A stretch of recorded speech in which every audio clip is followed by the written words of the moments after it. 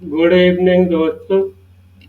तो चलिए आज हम सीखते हैं कि विंडो को ऑपरेट कैसे करें। तो देखिए, जब भी हम अपने कंप्यूटर को ऑन करते हैं तो कंप्यूटर को ऑन करने पर सबसे पहले हमारे कंप्यूटर पर ये जो होम स्क्रीन दिखाई देती है, इसको हम डेस्कटॉप कहते हैं।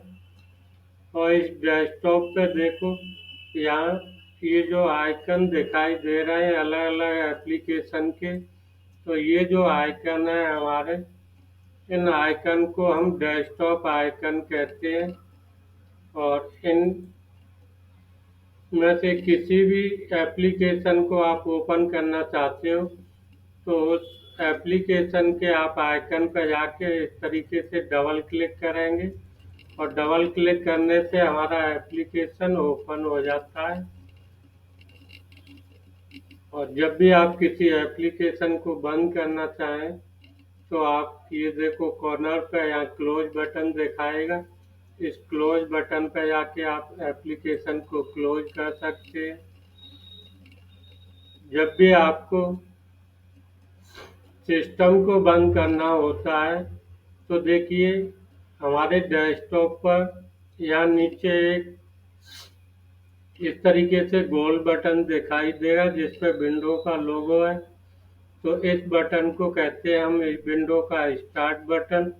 और देखो, इस विंडो के स्टार्ट बटन पे आप जैसे ही क्लिक करोगे तो यहाँ एप्लीकेशन की लिस्ट दिखाई देगी। यानी आप अपने विंडो में किसी एप्लीकेशन को ओपन करने के लिए इस स्टार्ट बटन पर क्लिक करके किसी भी एप्लीकेशन के नाम पे आप ऐसे क्लिक करते हैं तो आप उस एप्लीकेशन को यहाँ ओपन कर सकते हैं। देखो, ये क्लोज बटन है, यहाँ से क्लोज किया जा सकता है कोई भी एप्लीकेशन। अगर आप चाहें तो यहाँ इसे स्टार्ट बटन से, देखो यहाँ सर्च बटन में टाइप करके भी आप कोई एप्लीकेशन ओपन कर सकते हो इस तरीके से। अगर इस तरीके से आपका जो है रिस्टोर डाउन होके आ रहा है कोई एप्लीकेशन, तो देखो यहाँ से आप इसको मैक्सिमाइज कर सकते हैं। देखो, इसी बटन पर दोबारा क्लिक करने से ये रिस्टोर डाउन होता है। ये मिनिमाइज बटन होता है किसी भी एप्लीकेशन में, यहाँ से इसको आप मिनिमाइज कर सकते हो एप्लीकेशन को। अच्छा, आपके डेस्कटॉप पे ये जो सबसे नीचे ये वाली नीचे लाइन पट्टी सी आपको दिखाई दे रही है, तो इस पूरी पट्टी को, ये वाली जो पट्टी आपको दिखाई दे रही है, इसको हम टास्क बार कहते हैं। और देखो, इसी टास्क बार में आपका कोई भी एप्लीकेशन मिनिमाइज करते हैं तो यही आपको शो होता है। और टास्क बार में से उस पर ऐसे क्लिक करेंगे तो फिर से एप्लीकेशन को वहीं से ओपन किया जा सकता है इस तरीके से। देखो, इसी टास्क बार में आपको या विंडो का स्टार्ट बटन मिलता है, यहाँ से कोई आप एप्लीकेशन ओपन कर सकते हो। जब भी आपको सिस्टम बंद करना होता है तो इसी स्टार्ट बटन से आप यहाँ पे शट डाउन बटन पर क्लिक कर सकते हैं। और जैसे ही आप शट डाउन बटन पर क्लिक करते हैं तो आपका कंप्यूटर यहाँ से बंद हो जाएगा। अगर आप ऐसे बंद नहीं करना चाहते अपने कंप्यूटर को तो आप अपने कीबोर्ड से इसके लिए ऑल्ट F4 का यूज कर सकते हो, और उसके बाद में आप एंटर प्रेस कर दें तो आपका कंप्यूटर यहाँ से बंद हो जाएगा। देखिए, इसी टास्क बार पर अगर आपको कोई आइकन पिन करना है तो इस तरीके से पिन कर सकते हैं।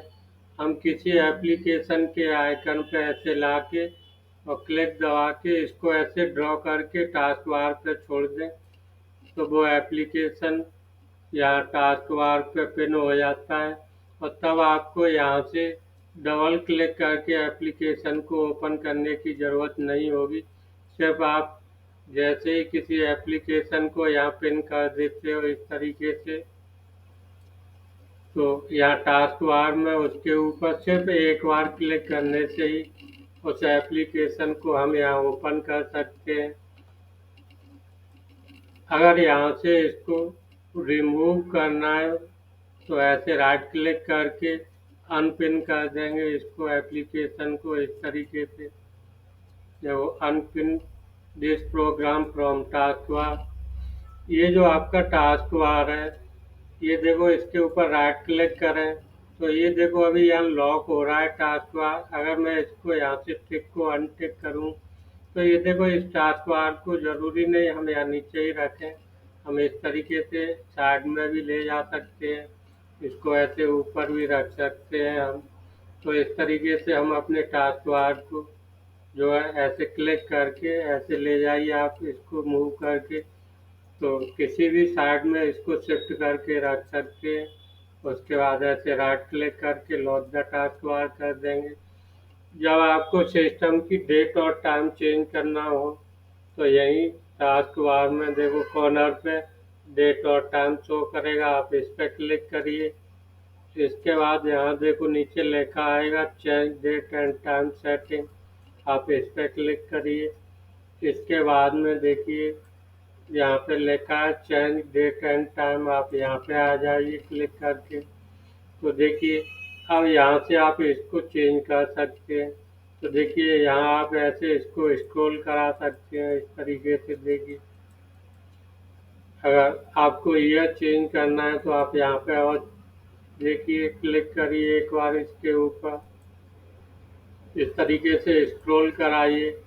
उसके बाद आप अपना यहाँ से ईयर चुन लीजिए। तो अभी देखो मैंने ईयर चूज किया।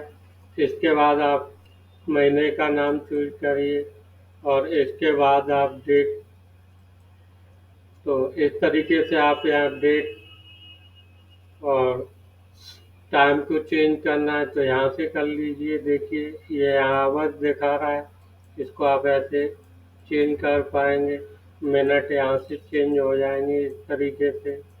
अगर AM PM आपको ये चेंज करना है तो यहाँ क्लिक करिए और यहाँ से इस तरीके से चेंज कर पाएंगे।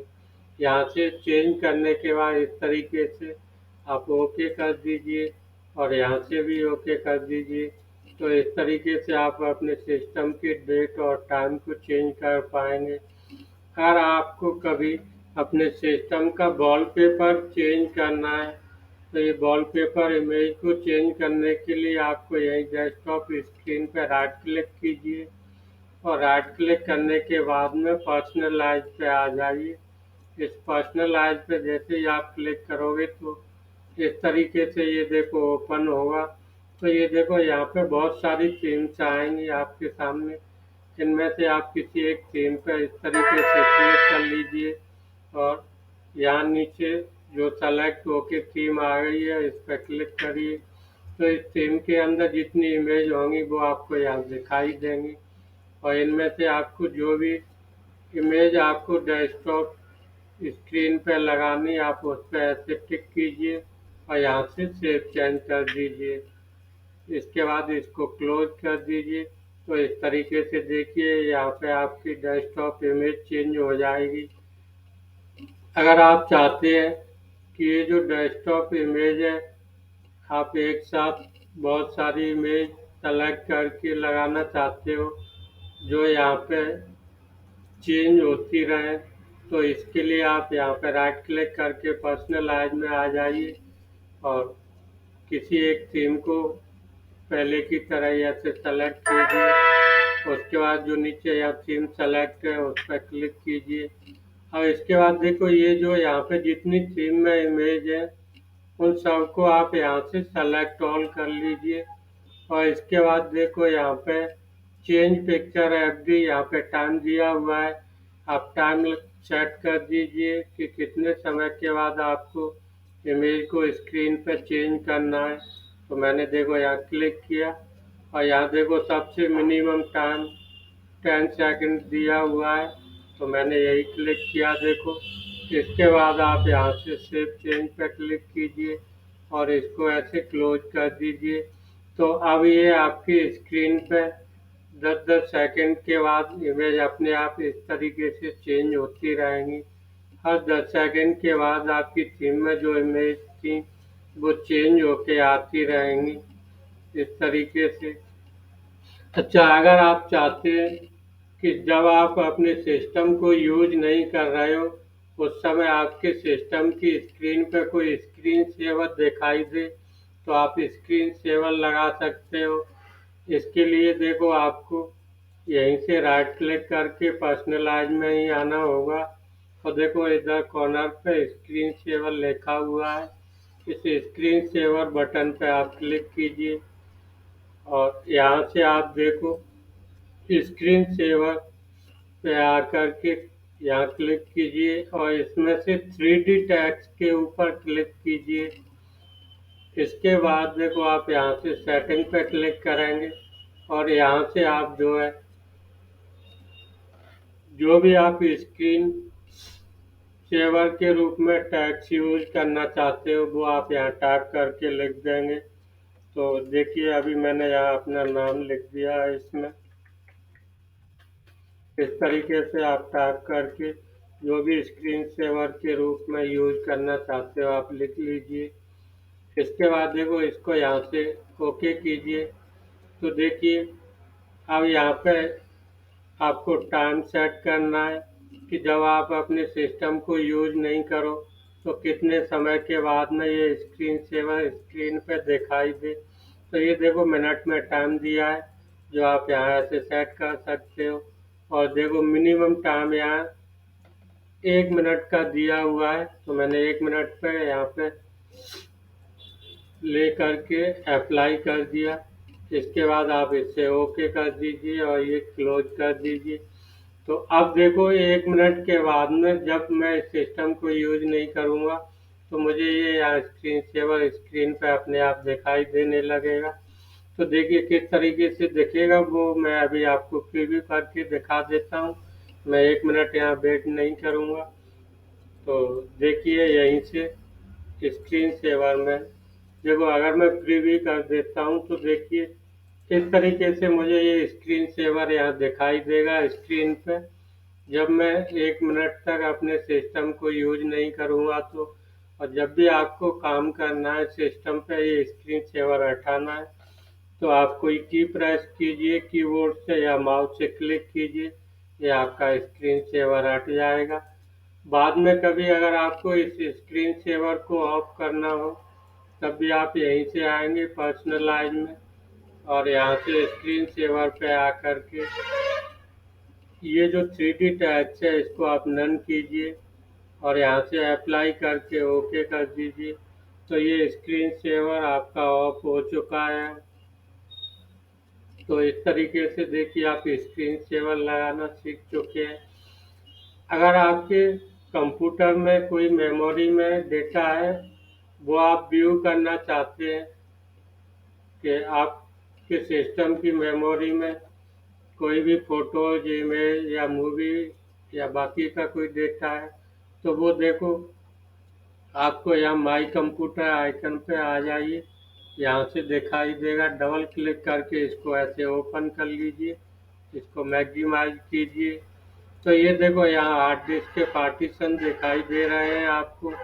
देखो local disk C D E F इस तरीके से आपके हार्ड डिस्क के पार्टीशन है। अगर आप देखना चाहते हैं कि आपके कंप्यूटर मेमोरी में किस पार्टीशन में क्या डेटा है तो आप उसी पे ऐसे डबल क्लिक कीजिए और इसको ओपन कर लीजिए। अब देखो आप इसको किस तरीके से व्यू करना चाहते हैं वो आप यहाँ से ऐसे क्लिक करके देखो, जैसे स्मॉल आइकन के रूप में देखना है, लार्ज आइकन के रूप में देखना है, एक्स्ट्रा लार्ज आइकन के रूप में आपको देखना है। तो इस तरीके से आप यहाँ से देख पाएंगे।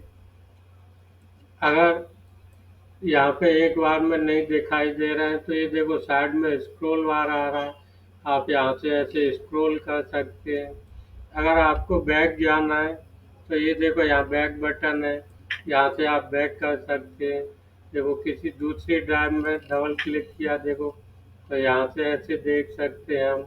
ये देखो फोल्डर है हमारे, अगर किसी फोल्डर को ओपन करके देखना है तो उस पर डबल क्लिक करेंगे आपको दिख जाएगा कि उस फोल्डर में क्या है।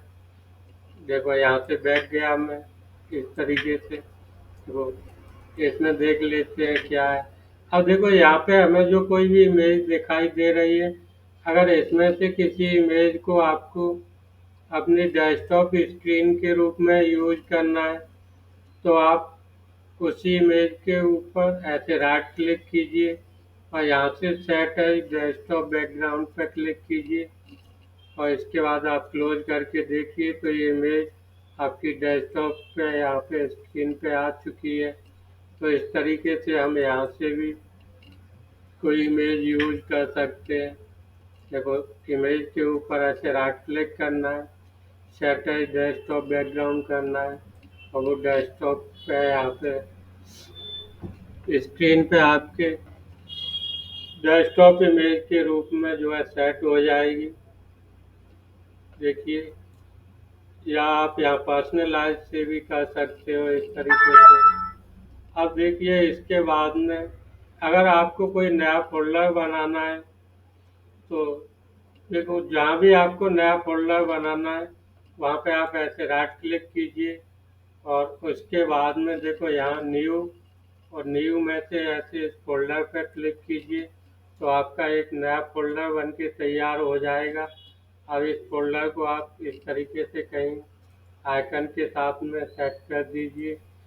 जब आपको इस फोल्डर का नाम चेंज करना हो कभी, तो इसी फोल्डर के ऊपर राइट क्लिक कीजिए और यहाँ से ऐसे रीनेम कीजिए और अपने कंप्यूटर के कीबोर्ड से टाइप करके फोल्डर को एक नाम दे दीजिए और एंटर प्रेस कर दीजिए। तो इस तरीके से हम यहाँ फोल्डर का नाम चेंज कर सकते हैं। अब इस फोल्डर में हमें कोई डेटा कॉपी करना हो, तो देखिए जहाँ से आपको कोई डेटा इसमें कॉपी करके रखना हो, पहले आप वहाँ पे आ जाइए। देखिए, मैंने इस ड्राइव को यहाँ ओपन किया इस तरीके से।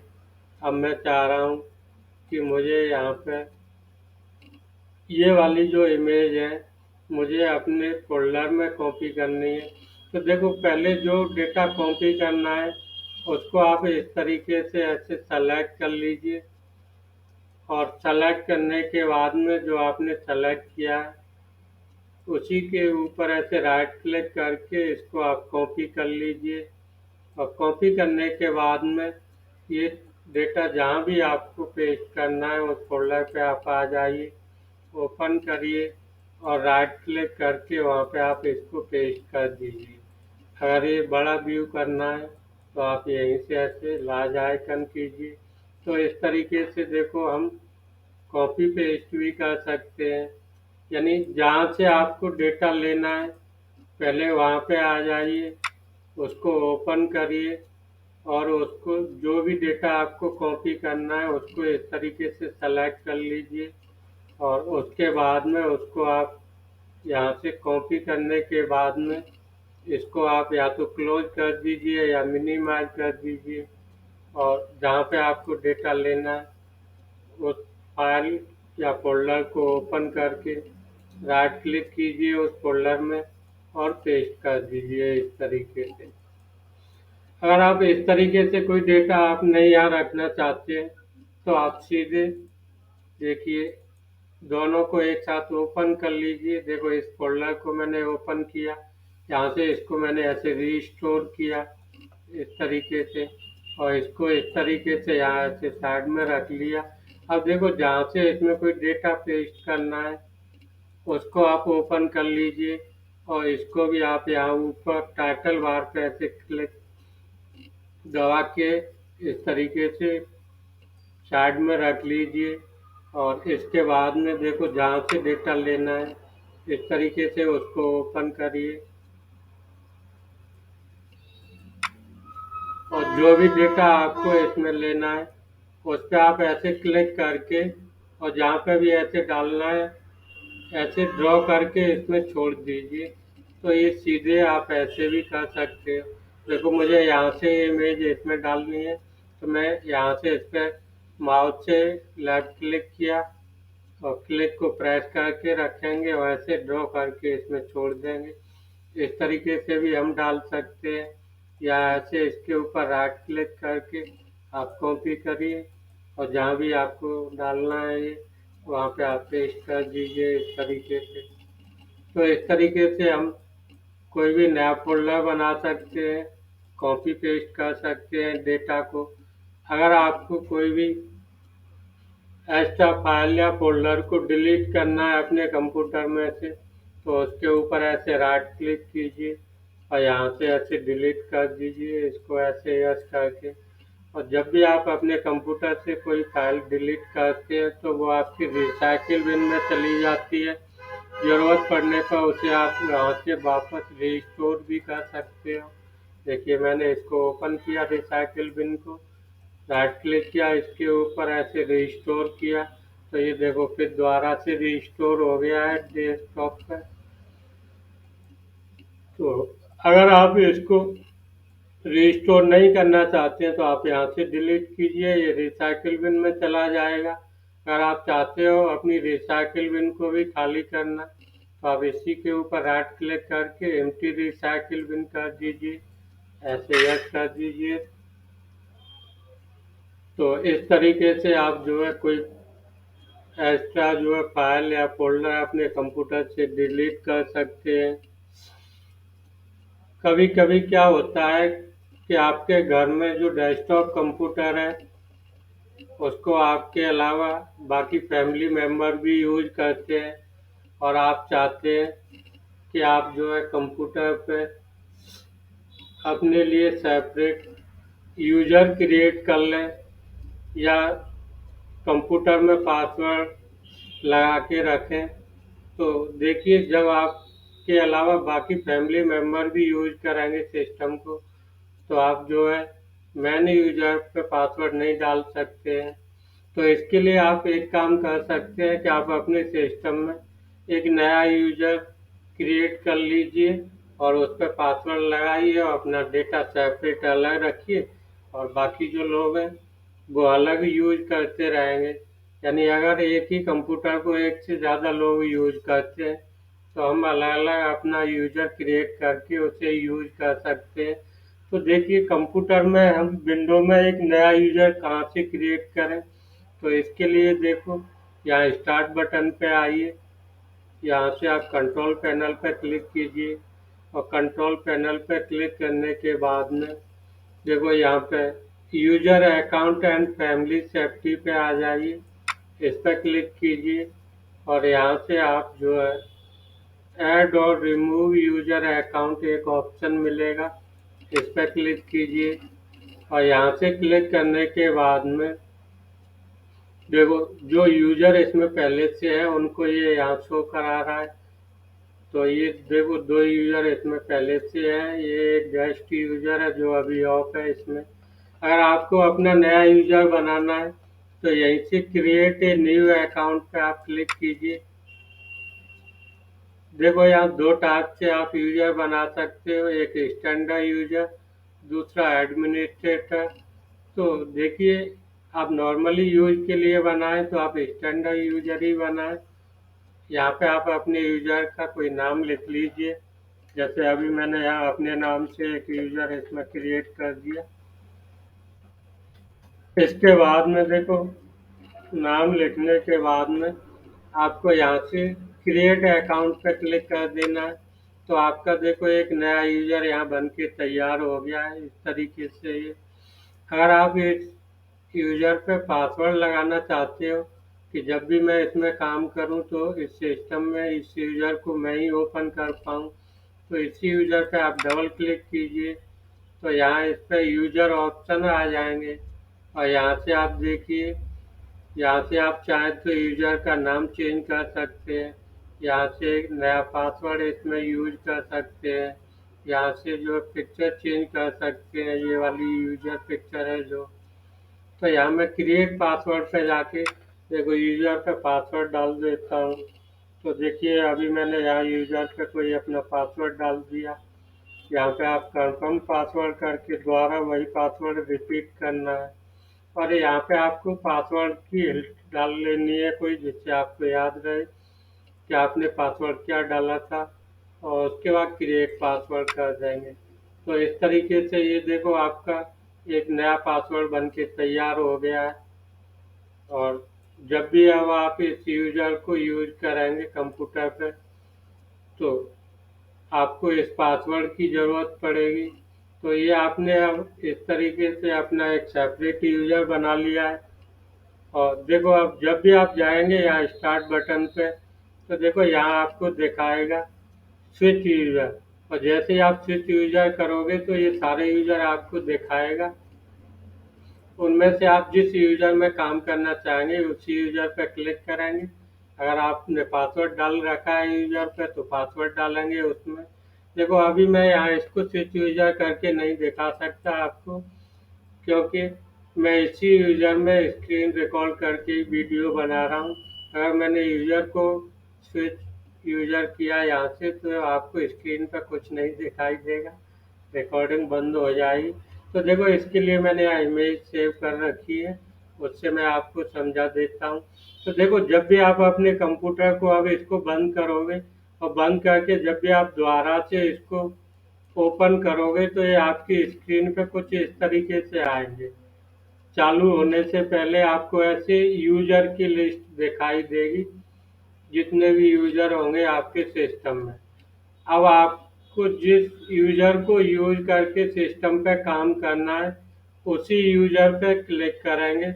और अगर आपने यूजर पे पासवर्ड भी डाल रखा है तो देखिए आपको वो इस तरीके से पासवर्ड पूछेगा यूजर का, और आप अपने यूजर का पासवर्ड यहाँ पे इसमें डाल लेंगे। और उसके बाद यहाँ से आप नेक्स्ट करेंगे या एंटर प्रेस करेंगे तो आपका यूजर यहाँ पे ओपन हो जाएगा। तो इस तरीके से हम एक सेपरेट यूजर अपना बना सकते हैं। कभी यूजर को आपको डिलीट करना होगा तो आप यहीं पे आएंगे। इसके बाद में देखो आप यहाँ कंट्रोल पैनल पे जाएंगे, यहीं यूजर अकाउंट और फैमिली सेफ्टी पे आकर के ऐड और रिमूव यूजर अकाउंट पर क्लिक करेंगे। जो भी यूजर आपको रिमूव करना है उस यूजर पे आपको क्लिक करना है। और देखो यहाँ से डिलीट अकाउंट पे क्लिक कर देना है। और जैसे ही आप इस डिलीट अकाउंट पे क्लिक करेंगे तो ये देखो डिलीट फाइल इस तरीके से पूछेगा। यहाँ से डिलीट अकाउंट कर दूंगा मैं इसको। तो इस तरीके से आपका अकाउंट यहाँ डिलीट हो चुका है। तो देखिए इस तरीके से आप अपने कंप्यूटर में कोई यूजर अकाउंट बना सकते हैं और उसे यूज कर सकते हैं, और ज़रूरत पड़ने पर आप उसे डिलीट भी कर सकते हैं। देखिए कभी कभी क्या होता है कि हमारे कंप्यूटर में बहुत सारी ऐसे अनयूज एप्लीकेशन होते हैं जिन्हें हम यूज नहीं करना चाहते हैं, या बहुत समय से हमने यूज नहीं किए हैं, सिस्टम मेमोरी में ऐसे स्पेस लिए हुए हैं। तो आप ऐसे एप्लीकेशन को आप रिमूव कर सकते हैं, जिससे आपके कंप्यूटर में जो है स्पेस भी हो जाएगा, आपका कंप्यूटर जल्दी से काम करेगा। तो इसके लिए जब भी आपको अपने कंप्यूटर में से अनयूज एप्लीकेशन को रिमूव करना हो तो आप यहीं पे आएंगे स्टार्ट बटन पे, और यहाँ से आप ऐसे कंट्रोल पैनल पे आ जाएंगे। और कंट्रोल पैनल से आपको देखो यहाँ पे ये दिखाई देगा अनइंस्टॉल ए प्रोग्राम। तो इस पे आप क्लिक करेंगे, और जैसे ही आप इस पर क्लिक करेंगे तो ये देखो हमारे कंप्यूटर में जितने भी एप्लीकेशन इंस्टॉल है उनकी लिस्ट यहाँ दिखाई देगी। यानी हम अपने कंप्यूटर में जितने भी एप्लीकेशन यूज कर रहे हैं वो सारे एप्लीकेशन के नाम यहाँ मैं देख सकता हूँ। अगर आप चाहते हैं कि इनमें से कोई ऐसा एप्लीकेशन है जो आप यूज नहीं कर रहे हैं काफ़ी टाइम से, उसे आप रिमूव करना चाहते हैं अपने कंप्यूटर से, तो आप क्या करेंगे उस एप्लीकेशन पे ऐसे जा कर के डबल क्लिक कर दीजिए, और उसके बाद आप ऐसे उसको कंटिन्यू कीजिए, यहाँ से ऐसे करके यस कर दीजिए। तो ये इस तरीके से देखो अनइंस्टॉलिंग टाइपिंग मास्टर ये दिखा रहा है, तो ये मेरे एप्लीकेशन को रिमूव कर रहा है। तो इस तरीके से हम अपने अनवांटेड एप्लीकेशन को अपने कंप्यूटर से रिमूव कर सकते हैं और अपने कंप्यूटर में स्पेस को खाली कर सकते हैं। तो ये देखिए इस तरीके से मैंने यहाँ पे ये टाइपिंग मास्टर रिमूव कर दिया। देखो ये रिमूव हो चुका है यहाँ से एप्लीकेशन। चलिए मैं एक बार इसको यहाँ पे से आपको बता देता हूँ कहाँ से आना है आपको। तो देखिए स्टार्ट बटन पे आएंगे, कंट्रोल पैनल पे आएंगे, यहाँ से आपको अनइंस्टॉल एक प्रोग्राम करना है, और जो भी अनयूज प्रोग्राम है जो आपको हटाना है अपने कंप्यूटर से, उस एप्लीकेशन पे आपको डबल क्लिक करना है, ऐसे कंटिन्यू करना है और उसको आपको यहाँ से अनइंस्टॉल कर देना है। तो इस तरीके से जो अनयूजेबल प्रोग्राम है आपके कंप्यूटर से वो रिमूव हो जाएंगे। तो देखिए, आज हमने यहाँ सीखा अपने कंप्यूटर में विंडो को ऑपरेट करना। तो आज के लिए इतना ही, बाकी नेक्स्ट टाइम मैं फिर मिलूँगा।